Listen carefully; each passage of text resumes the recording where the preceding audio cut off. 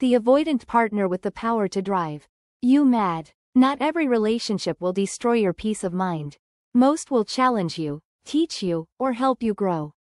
But a few, just a few, have the power to make you question your sanity. These are the relationships that draw you in with warmth and connection, only to trap you in a cycle of confusion, withdrawal, and longing. They're not defined by constant conflict or cruelty, but by something subtler and far more disorienting: emotional inconsistency. 1. The beginning. The perfect lover. It starts beautifully. The person you meet seems extraordinary. They're attractive, intelligent, funny, and, most importantly, they seem to see you. They express affection freely. They talk about the future, about forever. You begin to relax, to hope, to trust that you've finally found someone who is emotionally safe. But then, something shifts. It's rarely dramatic. It could be as small as a moment of distance, a distracted look, a cold tone, or a sudden disinterest. You're at a beautiful cafe, but they're scrolling through their phone. You ask what's wrong, and they say, nothing. Yet everything feels wrong. You tell yourself not to overthink it.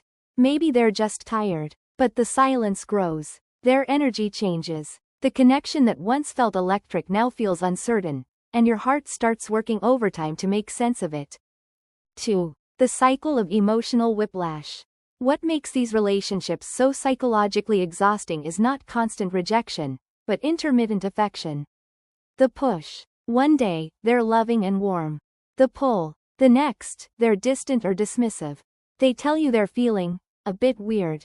They cancel plans. The test. They suddenly have a party you're not invited to. They mention finding someone else attractive, as if testing your reaction. You try to stay composed. You try to be understanding, even lighthearted. But the message underneath their behavior seeps into your subconscious. You are not safe here. You start to walk on eggshells. You measure every word, trying not to trigger their withdrawal. You start doubting your own perceptions, wondering if you're being too sensitive or needy. This is where the erosion begins. Not of the relationship, but of your sanity. 3. The breaking point. Eventually, the emotional push and pull takes its toll. After countless cycles of connection and distance, hope and disappointment, you break. You finally say, enough. You explain that you can't keep doing this. You describe what's been happening, how the affection always disappears the moment you get close. But instead of understanding, they turn it back on you. You're imagining things. You're too sensitive. You're throwing away something real. This is classic emotional gaslighting. It leaves you questioning your own emotional reality. Still, you manage to walk away, because staying hurts more than leaving. But the story doesn't end there. 4. The return. I miss you. A few days, or weeks, later, they reach out. Their messages are full of remorse. I miss you. I love you. I'll do better. They sound sincere. And because you never stop loving them, you go back. The reconnection feels euphoric. You remember the laughter, the warmth, the closeness. For a moment, it feels like everything is finally right. But then, the same pattern reappears. The distance, the mixed signals, the coldness. And once again, you are left feeling unseen and unworthy. This is not a coincidence. It's a psychological pattern, one that can go on for years if left unrecognized. 5. The psychology behind it. The avoidant attachment pattern. To understand what's happening, we need to step into psychology.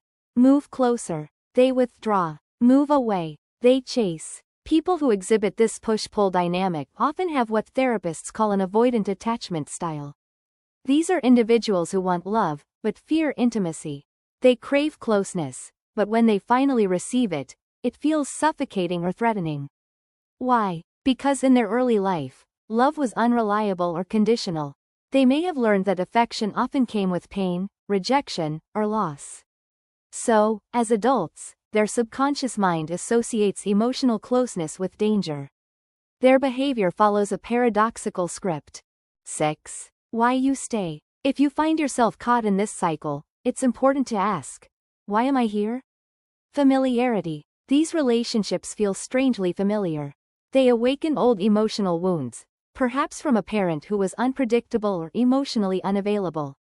Repairing the past. Part of you is trying to repair the past by winning love from someone who keeps pulling away. Addiction to hope. You become addicted not to love, but to hope. Hope that one day, this person will finally choose you fully. But in doing so, you repeat the same emotional script. 7. The path to freedom. So, what do? Stop questioning your reality. You're not crazy. These patterns are well documented in psychology. Emotional inconsistency is destabilizing. Study their past, and your own. Understand what made them this way, but also what made you drawn to this kind of love. Awareness is the beginning of healing. Accept calm over chaos. Accept that love shouldn't feel like confusion. Real love is calm, not chaotic. It builds your peace, not your anxiety. Visit your mortality. Feel how short life is. Ask yourself, is this the love story I want to spend my years inside? Open to a new partner. Someone who is capable of receiving love as deeply as they give it. Someone whose calm feels strange at first, because it's healthy. 8. Final reflection. Some relationships exist not to fulfill us, but to wake us up. They show us where our boundaries are weak, where our childhood still haunts us, and where we confuse emotional intensity with love. To break free from the avoidant cycle is to reclaim your sanity. It's to stop chasing the emotional mirage and finally allow real intimacy, one built not on trust, reciprocity, and emotional safety. Love that keeps you guessing is not love. Love that makes you anxious is not passion. And love that drives you mad is not fate.